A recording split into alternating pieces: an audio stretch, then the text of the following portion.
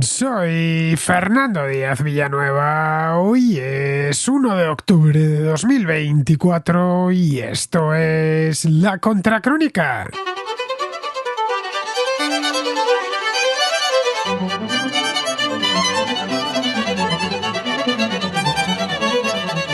El presidente ucraniano Volodymyr Zelensky estuvo la semana pasada de visita en Estados Unidos.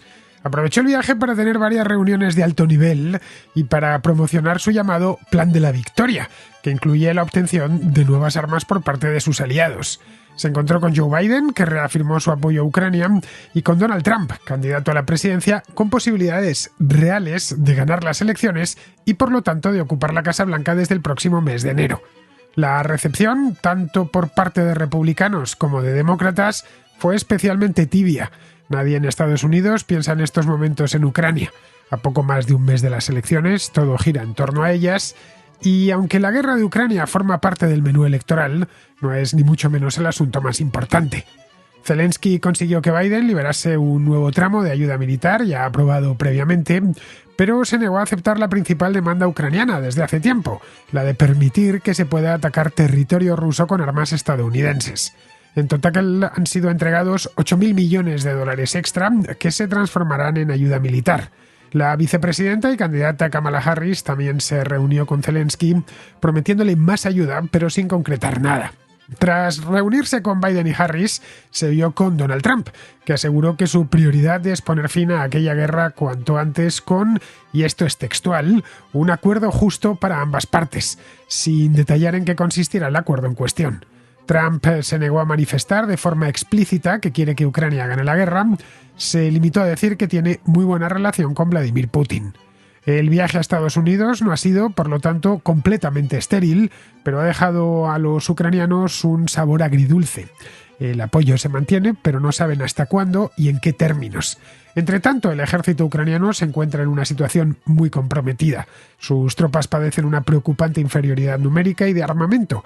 Esto ha posibilitado que los rusos avancen de forma lenta, pero sostenida, a lo largo de buena parte de la línea de frente. El avance está siendo costoso, eso sí, para Rusia. Las bajas se acumulan, pero las reservas humanas del Kremlin se antojan inagotables. La única solución que los generales ucranianos encuentran para esto es poder atacar en territorio ruso con las armas de largo alcance que les han entregado Estados Unidos y las potencias europeas, pero que no les permiten usarlas por temor a que la situación escale. Algunos aliados europeos han pedido a Estados Unidos que dé ya el paso y permita a los ucranianos defenderse atacando en Rusia, que es desde donde se dirige la guerra y desde donde se organizan las ofensivas. Varios miembros de la OTAN asumen que Ucrania necesitará más armas y una serie de garantías de seguridad que solo la OTAN puede proporcionarles. Pero todo está en modo pausa y así seguirá hasta que se aclare el panorama político en Estados Unidos con las elecciones del próximo 5 de noviembre. Si ganan los demócratas, lo previsible es que la política ucraniana apenas tenga cambios. Si lo hacen los republicanos, es un misterio lo que sucederá. Entre tanto, el ejército ucraniano tendrá que apañárselas como pueda para contener el avance ruso. Pero la victoria total, pregonada por Zelensky desde que se produjo la invasión, está cada vez más lejos en el horizonte.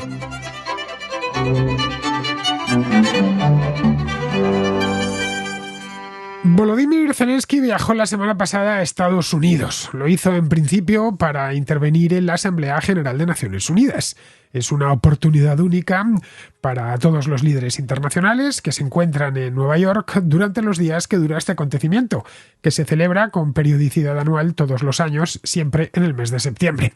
Zelensky es bien conocido a estas alturas ya, 2 años y medio después de la invasión de Ucrania, por prácticamente todos los presidentes y primeros ministros del mundo. Con la mayor parte de ellos, al menos los europeos, por supuesto, también Estados Unidos, Canadá y buena parte de los países del mundo, ya se ha reunido en alguna ocasión, ya sea presencialmente o a través de videoconferencia, y procura hacerse ver en el extranjero siempre que puede. La supervivencia de su país depende de ello, ya que Ucrania necesita del apoyo exterior, concretamente del apoyo occidental, para poder seguir resistiendo contra la invasión rusa. Sin ese apoyo, hace ya tiempo que se hubiera tenido que rendir. Así que, aprovechando que estaba en Estados Unidos, en Nueva York, que había volado hasta allí para intervenir en la Asamblea de Naciones Unidas, tuvo varias reuniones al más alto nivel. Zelensky sigue siendo un personaje importante en la escena internacional y por lo tanto si solicita una reunión a cualquier presidente o a cualquier primer ministro se le concede sin problemas. Se reunió con Joe Biden en la Casa Blanca y también con Kamala Harris, en el mismo sitio, por cierto. Ambos, como era previsible, le transmitieron su apoyo y su solidaridad. Incluso llegaron a desbloquear, algo que también estaba previsto, un nuevo tramo del plan de ayuda, que aprobó el Congreso a principios de este año. Concretamente, el tramo que han desbloqueado ha sido de 8.000 millones de dólares que se transformarán, estaban ya aprobados, es decir, era una cuestión de tiempo que se desbloquease esto. Han aprovechado que estaba Zelensky allí para hacerlo oficial y ya de paso para posar en la fotografía. Pero vamos, se iban a aprobar de cualquier manera porque os iban a desbloquear de cualquier manera porque aprobado ya estaba aprobado por el Congreso y ese dinero está liberado. Bien, esto se transformará en ayuda militar para Ucrania.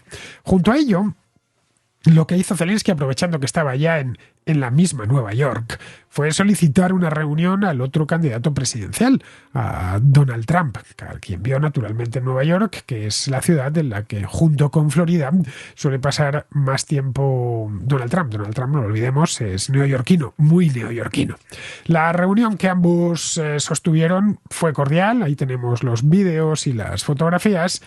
Pero Trump dejó claro que él piensa acabar con esta guerra tan pronto como llegue a la presidencia y que tiene además muy claro cómo hacerlo. Se mostró, ya sabéis, lo taxativo y lo sentencioso que es Donald Trump cuando habla. Dijo que, por supuesto, que tan pronto como él llegase, que en cuestión no dio plazos, pero en los primeros meses, acabará con esta guerra y que lo sabe exactamente cómo hacerlo. Eso sí, no ha explicado a nadie, no ha detallado en una palabra cuál es ese plan que tiene ya pergeñado para poner fin a esta guerra. Lo que sí dijo y trató de remarcar, y además los periódicos se encargaron de llevar como titular, porque es que era un titular muy jugoso, para qué negarlo, es que su relación con Vladimir Putin es muy buena. Otra cosa que evitó decir, al menos en alto, no sabemos si se lo dijo personalmente a Volodymyr Zelensky, si se lo dijo no ha trascendido, pero de manera explícita y públicamente evitó decir que desea que Ucrania gane la guerra, es decir, que la pierda Rusia. Esto es en líneas generales lo que dio de sí el viaje de Zelensky a Estados Unidos, que tuvo lugar, como os decía antes, la semana pasada y además obtuvo una cobertura mediática bastante grande. A ver, no es mucho, pero menos es nada. Todo lo que cualquier líder extranjero que necesite algo de Estados Unidos, y muchos necesitan cosas de Estados Unidos, puede esperar ahora mismo el gobierno de aquel país, es poco. En estos momentos exactamente nada. En aquel país todo está en pausa hasta que se celebren las elecciones que tendrán lugar pues dentro de un mes, poquito más de un mes. Estamos ya a 1 de octubre y las elecciones son el martes 5 de noviembre. Así que este es el mes final, la campaña electoral que, como sabemos, empezó a principios de año, en enero, en los caucus de Iowa, pues dura en Estados Unidos hasta que se celebran las elecciones, en el primer martes de noviembre. Y el último mes es especialmente duro. Ni los candidatos, ni los senadores, ni los representantes, nadie, absolutamente nadie en Estados Unidos hace nada, ni piensa nada, ni pone en marcha nada en espera de ver lo que sucede, de comprobar lo que sucede. Otra cosa distinta es que Kamala Harris tuviese la victoria asegurada. Qué sé yo, como sucedió, por ejemplo, en el año 2012 cuando se presentó Barack Obama por segunda ocasión. Estaba claro por las encuestas que la victoria la tenía más o menos asegurada y por lo tanto estaban haciendo planes de futuro. Pero no es ni mucho menos el caso actualmente. La victoria de Kamala Harris no es segura, pero la de Donald Trump tampoco es segura.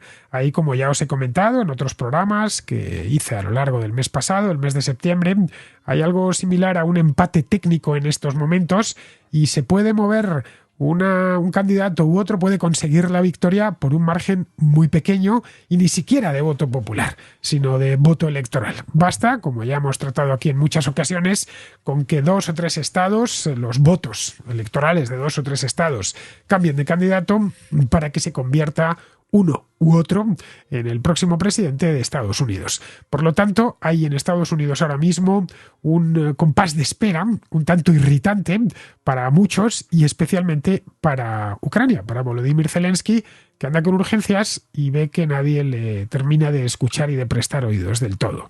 A partir de ese momento, en el momento en que sepamos quién ha ganado las elecciones, que en principio se sabrá el día 6 de noviembre, ya veremos lo que sucede. Recordad que en las del año 2020 hubo 3 meses después de las elecciones en los que anduvo el equipo de Donald Trump impugnando los resultados, pero el día 6 de noviembre yo creo que ya tendremos unos resultados definitivos. Bien, a partir de ese momento ya tendremos claro qué es quién gobernará y lo que se puede prever, que una cosa es la previsión y otra cosa es lo que sucede.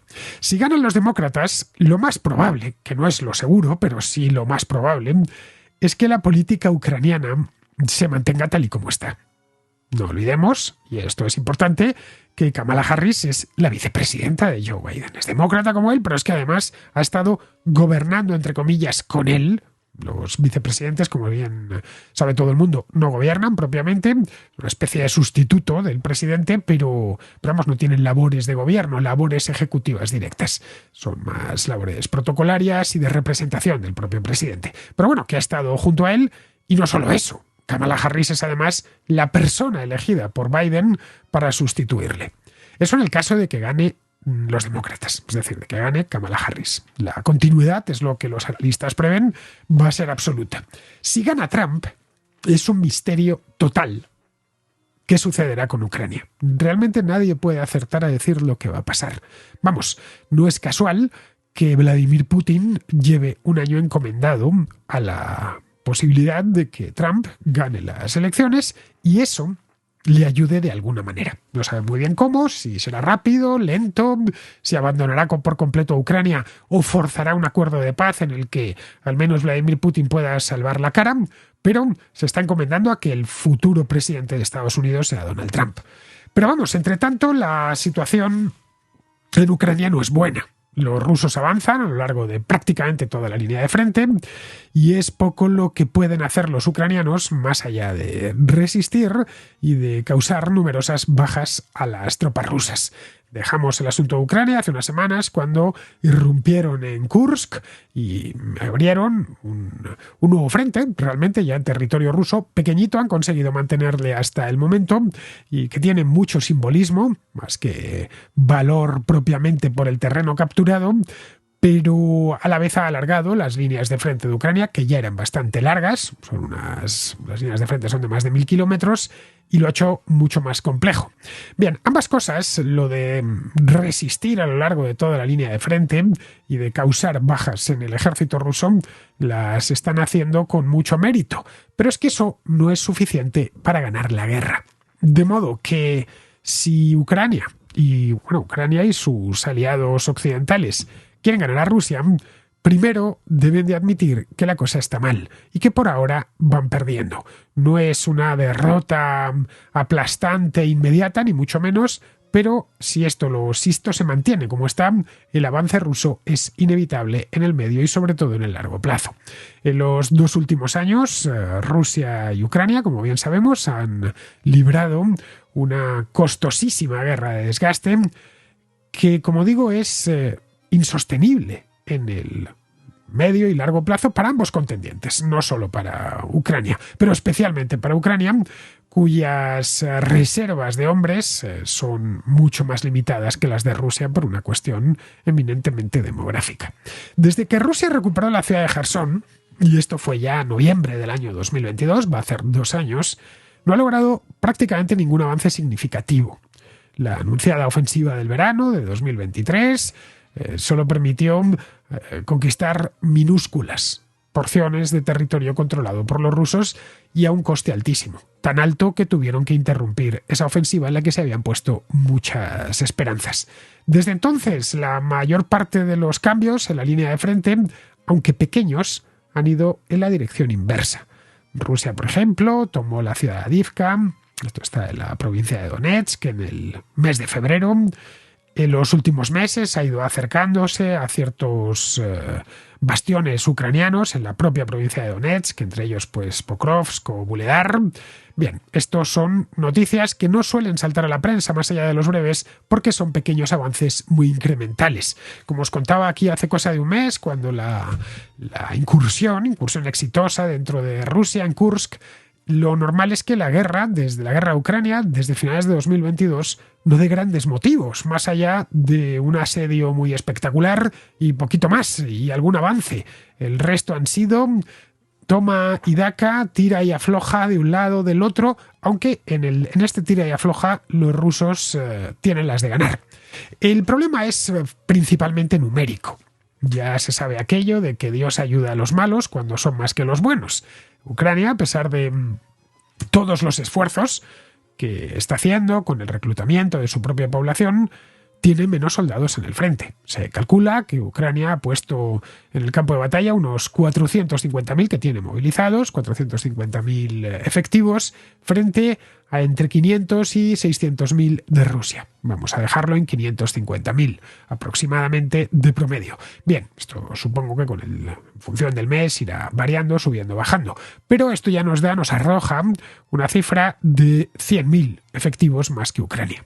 Y mientras que la mayor parte de los soldados rusos se han alistado voluntariamente, a cambio, como es obvio, de un salario elevado, Ucrania tiene que recurrir al servicio militar obligatorio, es decir, a reclutar a su propia población. Los oficiales, por ejemplo, se quejan de que muchos de los reclutas no están preparados para luchar. Unos son demasiado mayores y no tienen la habilidad para ponerse ni siquiera para el entrenamiento, pues porque tienen ya cierta edad. Otros directamente no están en condiciones porque están enfermos o con sobrepeso, qué sé yo, es decir, que no están para ir a la guerra. Y muchos carecen de motivación. Una vez dentro del ejército hay otro problema añadido, y es que es muy difícil salir de él, lo que convierte el reclutamiento en algo parecido a un billete de solo ida al cementerio. Pero Ucrania sigue decidida a recuperar todo el territorio perdido y restaurar sus fronteras, o las fronteras que heredó cuando la Unión Soviética se derrumbó en el año 1991. Esto implicaría, es decir, conseguir eso, implicaría la reconquista no solo de las partes ocupadas por Rusia y anexionadas formalmente por Rusia en las provincias de Donetsk o de Jersón o de Lugansk o de Zaporilla a lo largo de la presente guerra, sino también se trata de revertir o tienen que revertir la anexión de Crimea, de la que Rusia se apoderó en el año 2014. Bien, desde el punto de vista militar, hoy eso está muy fuera de su alcance, esa es la verdad. En la práctica, la guerra se ha convertido en una desesperante guerra de desgaste, una picadora de carne, en la que ambos bandos esperan poder aguantar más que el otro, tirándolo hacia el futuro, o al menos mantener a raya al otro el tiempo suficiente para evitar verse obligados a aceptar un acuerdo de paz que consideran humillante o inconveniente. Aparte de eso, Ucrania también tiene problemas fuera del campo de batalla, porque una de las líneas de ataque del Kremlin ha sido atacar a la infraestructura civil. Rusia ha destruido buena parte de su red eléctrica y de su sistema de generación. Los ucranianos se afanan en ir reconstruyendo lo que destruyen los rusos, pero o se reconstruye parcialmente o no se reconstruye porque no les alcanza. Esto obliga a los ucranianos a convivir con apagones y con problemas de suministros de todo tipo. De hecho, ahora que ya que se aproxima el invierno, se anuncian apagones diarios de entre 14 y 16 horas diarias. Es que eso, imaginemos vivir sin corriente eléctrica durante 14 o 16 horas al día y así todos los días. La gente está, como es normal, cansada de la guerra. El ejército lucha con denuedo por movilizar y entrenar a suficientes efectivos para mantener las líneas y conservar territorio. Lo que no se plantean hoy, porque no se lo pueden plantear, es pasar a una gran ofensiva, porque lo tienen prácticamente imposible, realmente difícil. Es decir, que la brecha entre la victoria total que pide Zelensky desde febrero de 2022 y la capacidad para conseguirla no hace más que ensancharse. Entre sus aliados también cunde el cansancio. Lo vemos en Estados Unidos, donde costó hace unos meses, Dios y ayuda, sacar adelante el último plan de ayuda, pero es que también hay cansancio en Europa, especialmente entre los países que más se han caracterizado por ayudarlo. Caso del Reino Unido, caso de Alemania, caso de Francia, los que más han invertido en esto. En Alemania y en Francia, los partidos de extrema derecha, que están teniendo muy buenos resultados en las elecciones, y los de extrema izquierda, que no le van a la zaga, creen que apoyar a Ucrania es un desperdicio de dinero y de energía. En algunos casos, además, estos partidos son abiertamente prorrusos, aunque no lo digan en voz alta. De sus palabras y de sus manifestaciones se puede deducir fácilmente que están del lado del Kremlin. En Estados Unidos, en fin, no digo más, ya comentaba antes la parálisis que hay por causa de las elecciones. Donald Trump podría convertirse en presidente y es capaz de todo, es Donald Trump, no lo olvidemos. El factor sorpresa, el factor Trump es importante. Se puede pensar que va en una dirección y luego toma la contraria. Pero vamos, por sus palabras podríamos interpretar que quiere vender Ucrania a Putin. Y es lo que muchos, tanto en Estados Unidos como en Europa, como en la propia Ucrania, están descontando. Esa es una de las razones por la cual la semana pasada Volodymyr Zelensky, cuando estaba en Nueva York, solicitó formalmente ver en persona a Donald Trump. Si Zelensky sigue desafiando la realidad, insistiendo en que el ejército ucraniano puede recuperar todo el territorio que Rusia les ha arrebatado desde el año 2014, lo más probable es que aleje a los partidarios de Ucrania que hay por el mundo, especialmente en Europa, y dividirá más aún a su propia sociedad. A primera vista, y si nos vamos a las encuestas que se realizan en Ucrania, la mayor parte de los ucranianos se siguen mostrando confiados en la victoria y combativos. Casi 3/4 partes de los que han encuestado, los que han preguntado, aseguran que la victoria militar sigue siendo posible, esa victoria total. Solo el 9% dice que aceptaría un fin de la guerra que consolidase las actuales líneas de frente sin ninguna otra concesión. Pero estas cifras llevan cierta trampa. No es que estén mal hechas las encuestas, sino que tienen cierta trampa y que hay que saberlas leer. Ocultan una brecha generacional. Los mayores de 60 años, que por su edad no corren el riesgo de ser reclutados, se muestran mucho más entusiastas con respecto a la guerra que los jóvenes. El 54% de ellos cree que Ucrania está ganando, en comparación con el 31% de los que tienen entre 18 y 25 años y que están todos en el tirador para ir al frente. Del mismo modo, el 60% de los mayores asegura que Ucrania debe seguir luchando hasta que libere todo su territorio, en comparación con solo el 40% de los jóvenes entre 18 y 25 años. El número de ucranianos que dicen que estarían dispuestos a ceder territorio a Rusia bajo ciertas condiciones ha ido aumentando de forma constante desde el año 2022. La proporción de los dispuestos a aceptar las actuales líneas de frente sube hasta casi el 40% si Ucrania fuese previamente admitida en la Unión Europea y que se le dieran fondos para su reconstrucción. Es decir, el 40% de los ucranianos está dispuesto a sacrificar una parte del país, incluyendo Crimea, a cambio de que lo que queda, que es el 80%, pueda ingresar en la Unión Europea y reciba dinero para reconstruirse. Si Ucrania fuera admitida también en la OTAN, casi el 50%, el 47%, estaría dispuesto a aceptar como nueva frontera, las actuales líneas de frente. Y un 57% estaría dispuesto a hacer la paz si Ucrania recuperara el control de las partes ocupadas de las regiones de Zaporilla y Jersón, cediendo Crimea, Donetsk y Lugansk. Con eso tenemos casi el 60%. De modo que, al margen de que Trump gane o no en noviembre, la única esperanza de mantener el apoyo estadounidense y europeo y de animar a los ucranianos quizá es ir asumiendo que la victoria se puede conseguir, pero no será una victoria total. En este punto es bueno recordar que Putin no atacó a Ucrania para apoderarse de su territorio, sino para impedir que se convirtiera en una democracia de estilo occidental, que ingresase en la Unión Europea y en la OTAN. Ucrania y Rusia son demasiado parecidas. Luego eso podría constituir una tentación inconveniente y un mal ejemplo para muchos rusos. Su guerra, en definitiva, por más que lo insista en ello la propaganda rusa, no es contra la OTAN, sino contra lo que representa Occidente. Su temor es que Ucrania se occidentalice. La cuestión territorial era secundaria para Putin cuando empezó esta guerra. Se conforma con haber anexionado Crimea, cosa que ya hizo en 2014, explicando que eso siempre había sido Rusia, hasta que en tiempos de la Unión Soviética, en tiempos de Khrushchev exactamente, se le transfirió a Ucrania, y con apoderarse de las regiones del este del país, concretamente las del Donbass, donde el sentimiento prorruso ya era muy alto hace años. Anexionarse a otras zonas del país supondría todo un problema. Su intención era satelizar a Ucrania, impidiendo de paso que se pudiese integrar en Occidente. No estamos, por lo tanto, ante una guerra territorial, sino ante algo mucho más ideológico. Así que, por mucho que Zelensky quiera expulsar a Rusia de toda Ucrania, incluyendo a Crimea, no tiene ni los hombres ni las armas para hacerlo.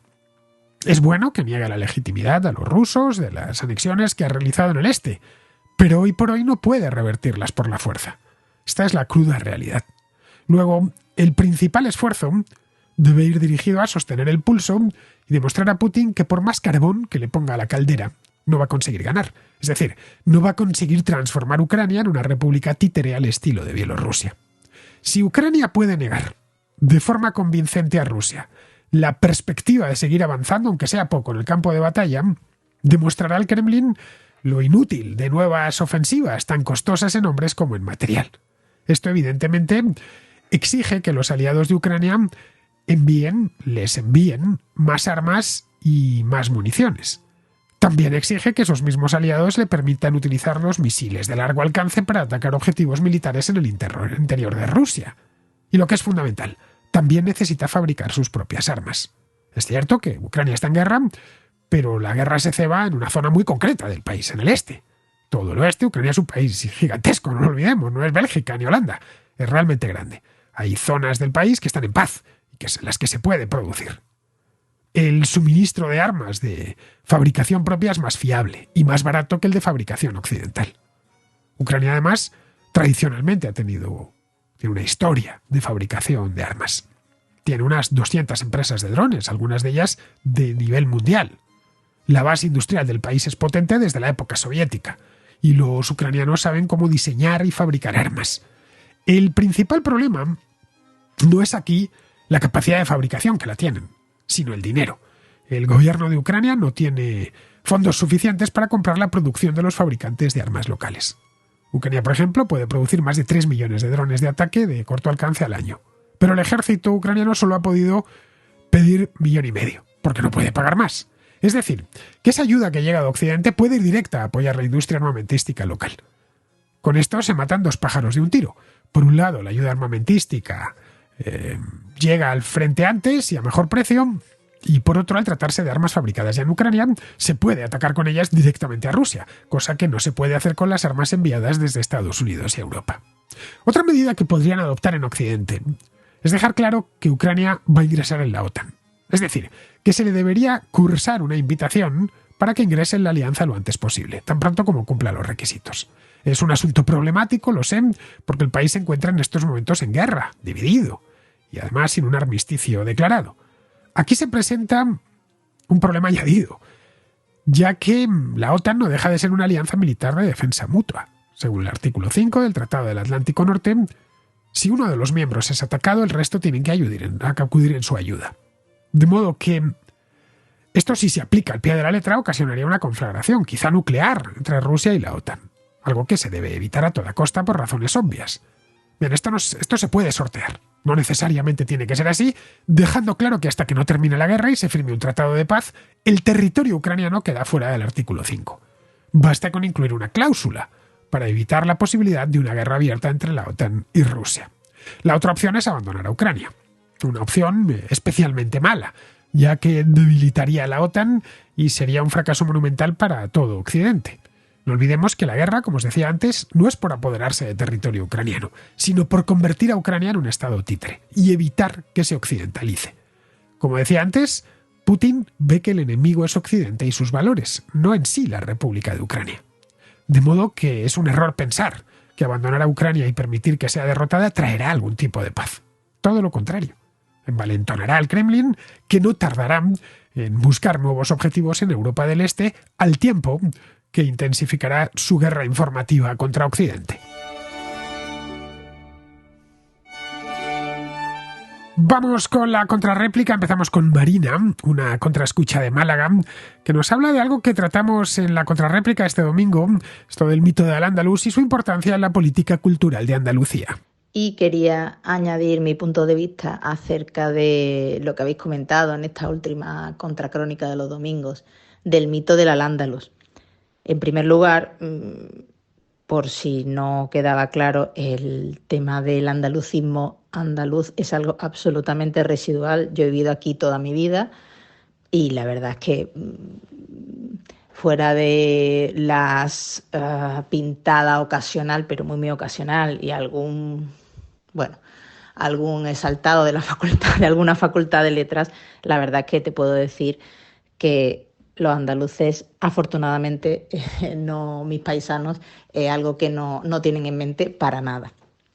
Dicho esto, es verdad que muchas veces desde el ámbito cultural, cuando vas con el colegio, cuando vas con el instituto y vas efectivamente a estos centros de interpretación, pues siempre nos quieren hacer ver que el pico, ¿no?, de Andalucía, ¿no?, cuando hemos sido más avanzados, cuando hemos estado mejor, cuando hemos sido el faro de civilización, ha sido durante el Al-Ándalus, ¿no?, olvidando pues cuando Sevilla y Cádiz, durante los siglos siguientes a la conquista de América, fueron unos centros de riqueza y de poder muy importantes, o bueno, en el caso de mi ciudad, pues durante el siglo XIX, esto es bastante desconocido, o por supuesto, pues Córdoba, durante el Imperio Romano.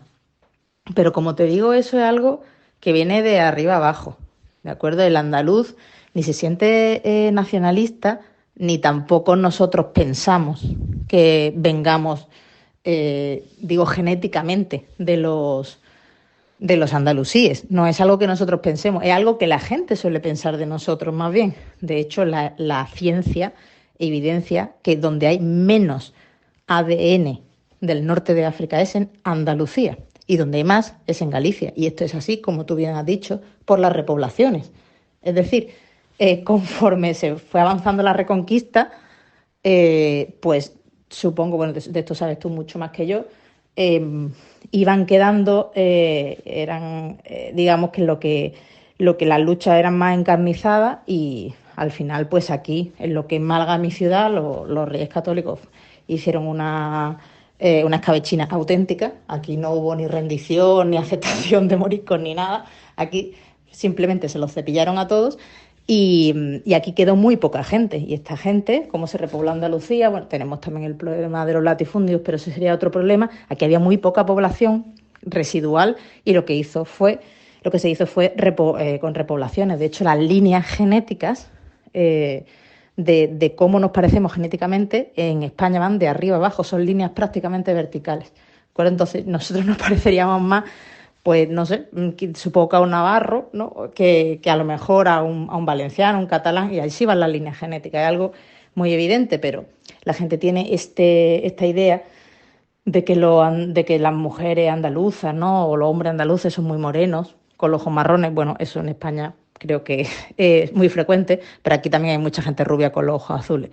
No sé si en el caso de Málaga también puede estar debido a que somos un puerto, entonces pues hay mucha gente rubia con ojos azules y tal, pero bueno, solamente para, bueno, un poco intentar justificarnos y decir que, a ver, que esto es un tema un poco político, pero que la gente en el día a día pues no quiere la nación andaluza ni piensa que nuestro pico fue la época andaluza. Bueno, no me extiendo más. Muchísimas gracias. Bueno, Marina, yo conozco a Andalucía lo suficiente como para saber que los andaluces no comulgan con todas esas tesis andalusistas, algunas muy descarriadas. La práctica totalidad de los andaluces, como la práctica totalidad de los españoles, nos sentimos orgullosos del legado de Al-Ándalus, el legado artístico y arqueológico, pero no sentimos que seamos herederos de Al-Ándalus.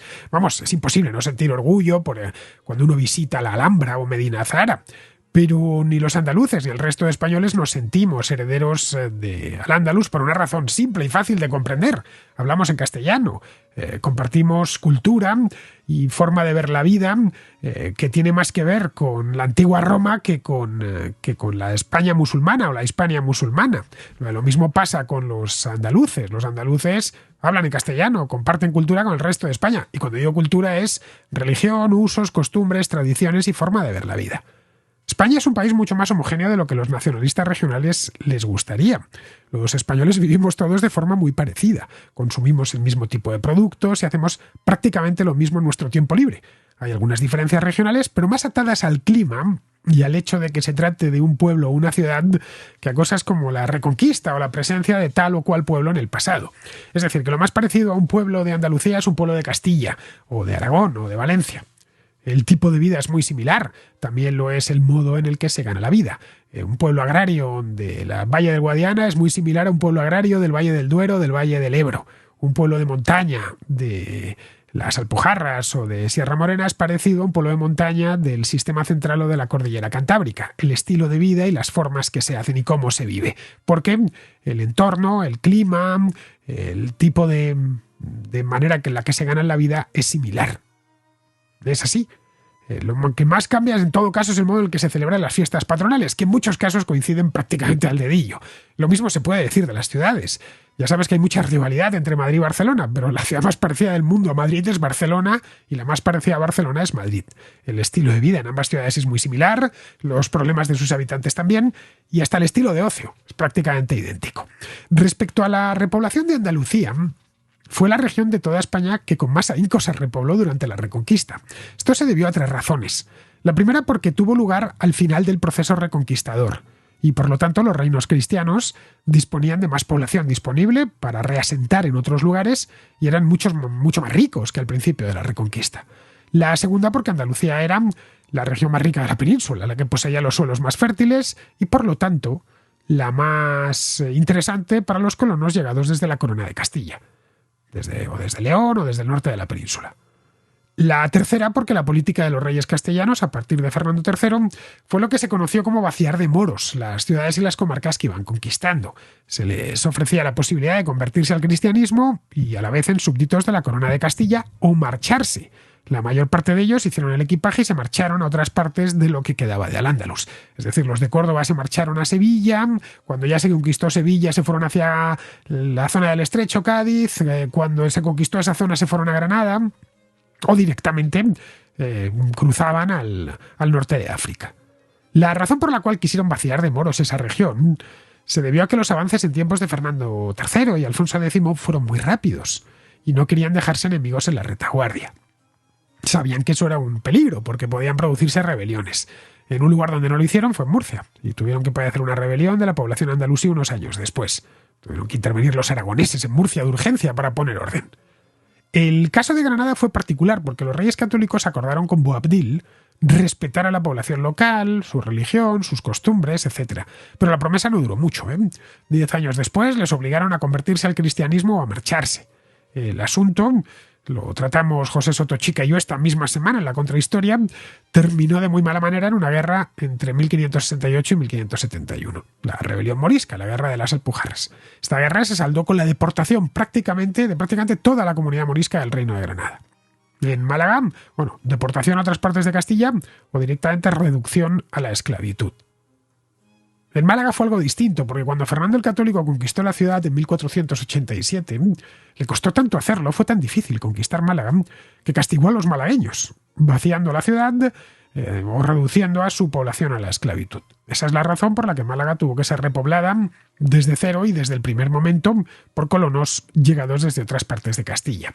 Pero vamos, que Andalucía tiene una historia tan larga que en casi cualquier periodo ha brillado con luz propia. La civilización en la península ibérica entró por la costa mediterránea y por el valle del Guadalquivir. Eso implica que en Andalucía todas las civilizaciones prosperaron, desde la antigua Tartesos a los bizantinos, pasando por el Imperio Romano o el Califato de Córdoba. Andalucía es uno de los lugares de Europa con más historia documentada. Vamos, No es casual que la primera ciudad de Europa Occidental fuese Cádiz. Bien, seguimos con Alejandro, que está en Canadá, en Montreal concretamente, y que nos habla de Zapatero y de su polémico papel como representante de la dictadura de Maduro en el extranjero. Se pregunta Alejandro por qué en España no se investiga más sobre este tema. Soy seguidor tuyo del programa desde hace bastante tiempo y ya te he enviado varios audios. Y bueno, agradecido por la gran labor que haces con tu programa.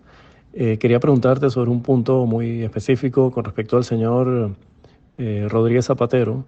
Este señor, bueno, como tú bien sabes, actúa como un lobista de Maduro y bueno, no lo oculta, no tiene ningún pudor para ocultar sus actividades para favorecer a la dictadura. Mi pregunta va más relacionada con la actitud de la prensa española, que yo la veo muy, no sé, realmente como pasiva con respecto a investigar a este señor. Incluso la ex senadora que debe estar ahorita bañándose en la misma paila que Chávez, Piedad Córdoba, lo acusó de que tenía una mina de oro que le había sido dada en el arco minero por Maduro. El mismo señor Rodríguez Zapatero dice que en 3 años viajó 38 veces a Venezuela, o sea, más de 2 viajes por mes. Yo me pregunto, ¿quién paga esos viajes? Con respecto al tema de la mina que supuestamente tienen en Venezuela, yo no veo a nadie en España. ¿Qué pasa? ¿Por qué no investigan? ¿Por qué no se ponen allí a ver qué es lo que está el fondo de este asunto? Es realmente un poco impresionante, no sé, me parece realmente impresionante y que no sea algo que estén los periodistas encima de eso. ¿A qué se debe esta actitud pasiva del periodismo español? ¿Por qué no?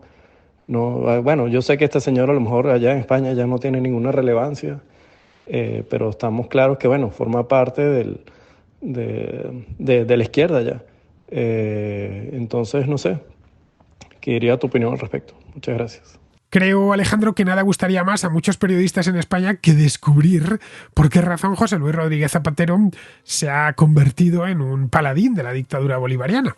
Es un misterio que todos nos preguntamos. Se han publicado muchas cosas, entre ellas esta que comentas tú de la mina de oro, de la que habló Piedad Córdoba hace unos años, pero el problema es que no están sustentadas con pruebas y tú no puedes publicar nada si no lo tienes bien atado. Te enfrentas, entre otras cosas, a una denuncia por difamación, que si no puedes demostrar que es cierto lo que has publicado, pues te puede salir carísima en términos penales. Yo desconozco la razón por la que alguien que fue primer ministro en España durante 8 años se ha convertido en el principal defensor internacional de una dictadura infame como la de Nicolás Maduro. Que es algo inexplicable, pero bueno, está sucediendo. Lo que no sé es lo que hay detrás de esto. Podría ser que lo esté haciendo por vocación.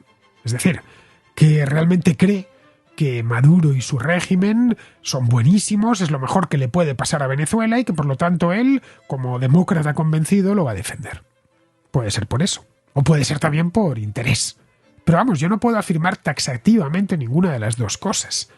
¿Por qué? Pues porque carezco de pruebas para ello. En mi estado creo que se encuentran pues todos los periodistas españoles que se hacen la misma pregunta que yo y que tú. En el caso de que surgiesen pruebas fehacientes, quiero decir, no te quepa la menor duda que se publicarían y además ocasionarían un gran escándalo nacional. En fin, ya sabes que el tiempo suele poner a cada uno en su sitio, así que es probable que nos terminemos enterando de todo este enjuague. Pero ese momento no ha llegado todavía. Entre tanto, todo lo más que podemos hacer pues es esto mismo, es denunciar el hecho de que alguien que ha ocupado un cargo tan importante como la presidencia del gobierno se haya rebajado a hacer semejante trabajo, o se esté rebajando a hacer semejante trabajo de blanqueamiento de un dictador y de un régimen odioso. Bien, vamos a terminar, vamos con Pizarro, que nos habla de los errores de Hezbollah. Hezbollah está actualmente partido y es un sin Dios, lo que no significa que haya dejado de ser una amenaza. Hassan llevaba unos 32 años justificando el asesinato como medio para fines ulteriores y superiores. Es decir, algo necesario y preciso, por lo que a su entender no le ha pasado nada inesperado o malo. Desde lejos parece que un malvado iluminado ha recibido las consecuencias de sus actos, por medio de unos enemigos tan pragmáticos como él mismo. Y se añade otra miseria a la montaña de miserias que convierte en irresoluble la intolerancia en esta región del mundo. Un cordial saludo de Pizarro. Y hasta aquí, queridos amigos, llega la contracrónica de hoy, que estamos ya en octubre, el primer día de octubre. Mañana será el segundo y estaré de regreso. ¡Hasta mañana!